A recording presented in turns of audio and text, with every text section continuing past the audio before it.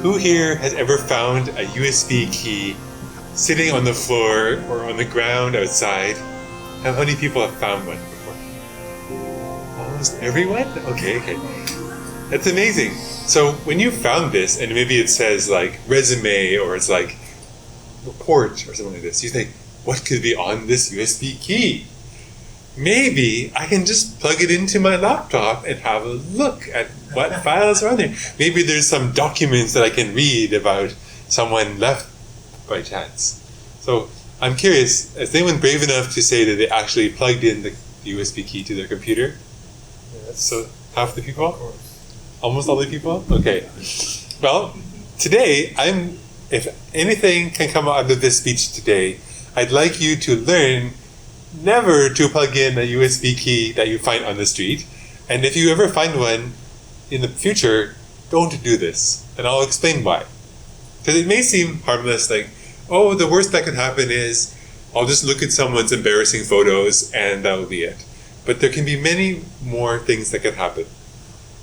First of all, USB keys are everywhere and they come in many forms. You even have some that look like keys, or some that look like branded pieces of wood, or your logo, or all these fancy forms, even like the skeleton key kind of form. Amazing. USB keys are everywhere. They cost less than $1 each to make, so they're commonly passed out at corporate events, and pretty much you're guaranteed to find one lying on the ground. So yes, may look harmless. In a beautiful day in the park, you come across a lovely looking 8 gigabyte USB key sitting in the grass. So, according to research from 2016, almost half of dropped USB keys will get plugged in by somebody. The researcher actually went to University of Illinois. They dropped almost 300 USB keys all over campus, and they found out that between 45% and 98% of the people who found them would plug them into their computer. These USB drives were infected with viruses that would send a message to the security researcher indicating that someone had plugged it in. And subsequently, the researcher would contact the person and get them to fill in a survey about why they did this and that kind of thing. So it's kind of like a positive research that could have been actually very evil. Have you ever heard of the USB killer? It looks like this. It looks just like a harmless USB key, but there's a bunch of capacitors in there that will build up electricity and send enough voltage into your computer to fry the motherboard. So these are destructive devices that are used only to cause damage.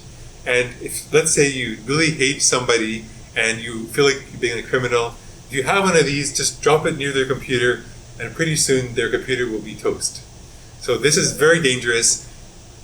There's not an easy way to know if the USB key that you have is actually one of these killers, unless you open the package and notice that it has a bunch of these weird looking capacitors on the circuit board. Other than that, there's no way to really know until you plug it in. So it's very dangerous.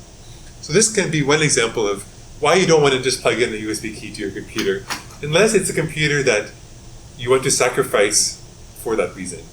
Some people have a computer in their office that does not have a network card, is not connected to their system, and they just use it for testing USB keys. I imagine the Vancouver police has such a computer that they use to collect evidence from USB keys. But if you don't have such a sacrificial computer, you may be exposing yourself to a USB killer. Here's another example of a USB key that does something unusual. This was on Reddit just yesterday or 2 days ago, and I spent the whole evening reading about USB keys because I'm such a geek. And so I'll show you this video, and you'll get to see what happens when you plug in the John Deere branded USB key that they handed out at the conference. So it just shows you what it looks like. It's just like this little wristband with USB on the end. Plugging it into someone's MacBook, and what happens? They don't touch the keyboard, they just plug it in, and look at the screen. Immediately, it starts doing things on the computer. It opens up that URL, types in the thing, and brings you to the John Deere website. So this USB key is actually a keyboard. Because you know, when you plug in a keyboard into your computer, it's a USB connection on the end. So what they did was they took this key and made it behave like a keyboard, so that when you plug it into any computer, it sends a series of maybe mouse and keyboard keystrokes to the computer, and the computer thinks it's just a keyboard that someone's typing, so it allows you to do whatever you want. So this is a common way to hack people with a USB key. And hackers actually use these types of keys to test the vulnerability of systems. So what USB is it's a way to plug in a device into your computer, but the standard has no security. You can plug in anything and it will automatically either start typing commands or using the mouse, or it could carry a virus or malware that can infect your computer.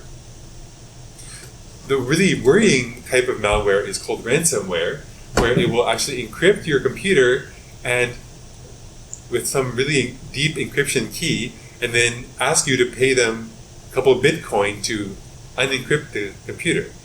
If you want to get your files back, there's no way to do it aside from paying the ransom. This can affect corporations. University of Calgary, I believe, had to pay several $1 million to get their systems back. It has affected many organizations throughout the world.